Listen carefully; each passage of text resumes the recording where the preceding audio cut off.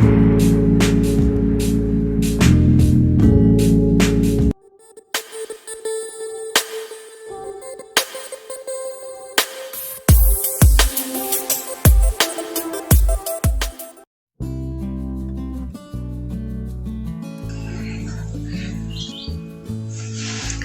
हिंद। आज हम बात करने वाले हैं भारतीय इतिहास की एक गौरवमयी धरोहर की।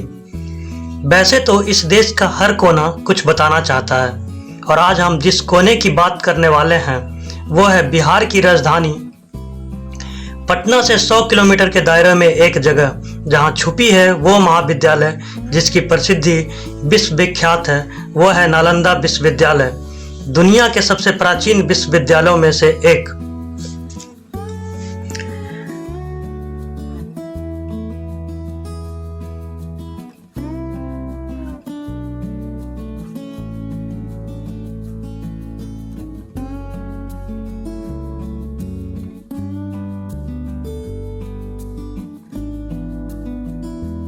वर्तमान भारत की बात करें तो आज बिहार को सब अलग नज़रिए से देखते हैं। कुछ राज्यों में तो बिहारी शब्द को गाली की तरह प्रयोग किया जाता है, लेकिन वो भूल जाते हैं कि ये वो बिहार है जिसने बुद्ध को बुद्धि दी।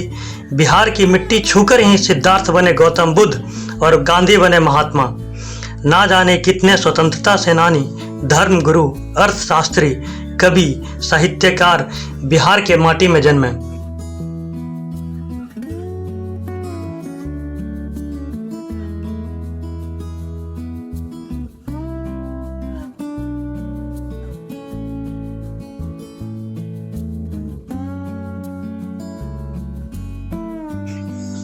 चाणक्य जैसे ज्ञानी से लेकर सम्राट अशोक जैसे महान शासक भी यहीं के हैं। भारत का स्वर्ण युग हमारे गुप्त सम्राटों की देन है, और इसी गुप्त वंश के शासक कुमार गुप्त ने 5वीं शताब्दी में नालंदा विश्वविद्यालय की स्थापना की थी।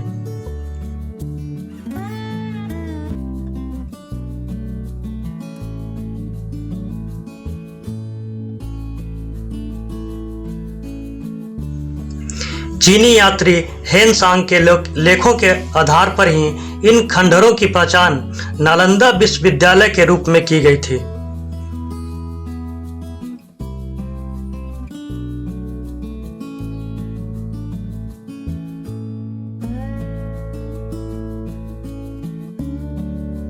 सातवीं शताब्दी में हेन सांग इस विश्वविद्यालय में न केवल विद्यार्थी रहे और बाद में यही शिक्षक के रूप में अपनी सेवाएं दी थी। हम आपको बता दें कि विश्व का यह प्रथम पूर्णतः आवासीय विश्वविद्यालय है, और उस समय इसमें तकरीबन 10,000 विद्यार्थी और लगभग 2,000 अध्यापक थे। यहाँ शिक्षा ग्रहण करने कोरिया, जापान, चीन, तिब्बत, इंडोनेशिया, फारस, ग्रीस तथा तुर्की से भी आते थे।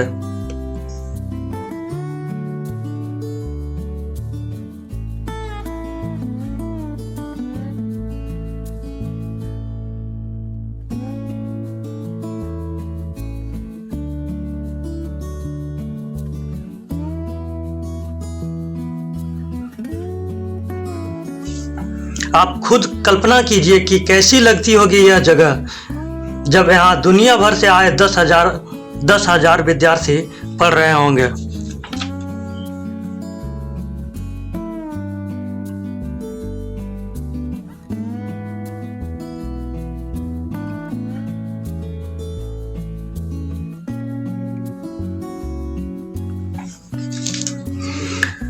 अगर चयन प्रक्रिया की बात करें तो चयन मेरिट के आधार पर होता था। विश्वविद्यालय के द्वार पर खड़े द्वारपाल ही पूछताछ करते थे, और योग्य साबित होने पर आप यहाँ शिक्षा ग्रहण कर सकते थे। आप द्वारपाल की योग्यता से ही अंदाजा लगा सकते हैं इस विश्वविद्यालय की भव्यता।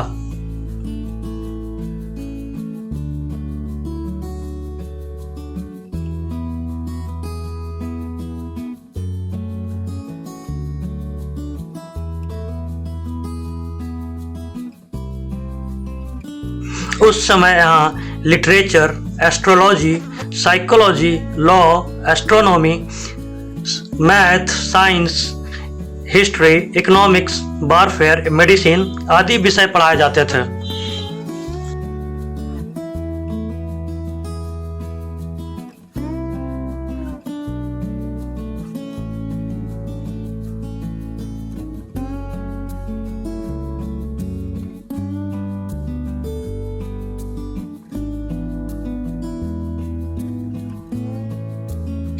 नालंदा विश्वविद्यालय की लाइब्रेरी 9 मंजिल की थी और इसमें 3 भाग थे। यहाँ तकरीबन 90 लाख पांडुलिपियाँ और हजारों किताबें रखी हुई थी। यह 800 सालों तक अस्तित्व में रही।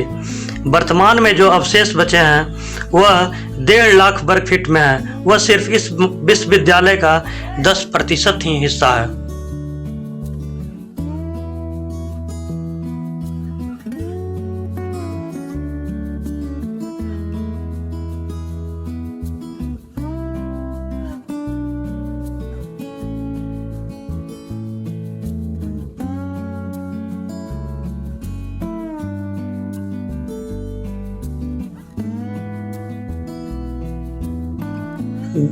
गुप्त वंश के पतन के बाद भी आने वाले सभी शासक वंशों ने इसके संरक्षण जारी रखी।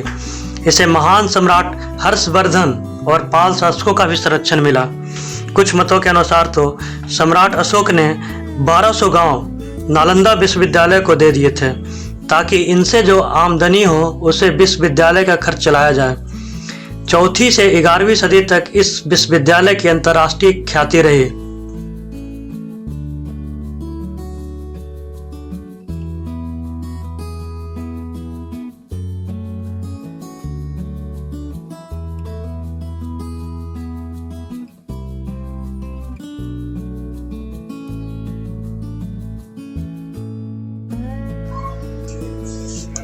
हमारे देश में बच्चों को जो इतिहास पढ़ाया जाता है वह ब्रिटिश और वामपंथी इतिहासकारों की पुस्तकों पर आधारित है। उदाहरण के लिए आज़ाद भारत के बच्चों को अब भी बताया जाता है कि वास्को डी गामा ने भारत की खोज की थी। यह इतिहास यूरोप के बच्चों के लिए भले ही मायने रखता हो मगर हमारे भारत के बच्चों के लिए नहीं। इसी प्रकार हमारे इतिहास में कोलंबस समुद्री डाकू को जिस प्रकार महिमा मंडित कर प्रस्तुत किया जाता है वह भी चिंता से भरा है। वास्को डी गामा भी समुद्री लुटेरा ही था।